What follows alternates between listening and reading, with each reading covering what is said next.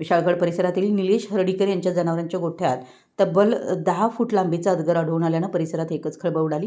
कुत्र्यांच्या सतत भुंकण्यामुळे हा प्रकार उघडकीस आला। वन विभागाच्या कर्मचाऱ्यांनी आणि ग्रामस्थांनी तत्परता दाखवत अजगराला सुरक्षितरित्या पकडून जंगलात सोडले। निलेश हर्डीकर यांनी आपली म्हैस नेहमीप्रमाणे बाहेर चारण्यासाठी सोडली होती, मात्र रात्री उशिरापर्यंत म्हैस घरी परतली नव्हती, त्यामुळे ते जागे राहून तिची वाट पाहत होते। परिसरात अंधार दाटला असतानाच अचानक कुत्र्यांच्या जोरदार भुंकड्यांचा आवाज येऊ लागला।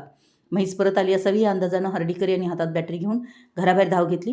गोठ्याजवळ जाऊन पाहणी केली असता म्हैस दिसली नाही, मात्र गोठ्यात एक भला मोठा अजगर वेटोळे घालून बसलेला दिसला। सुमारे 10 फूट लांबीचा अजगर पाहताच हर्डीकर यांची भीतीने तारांबळ उडाली।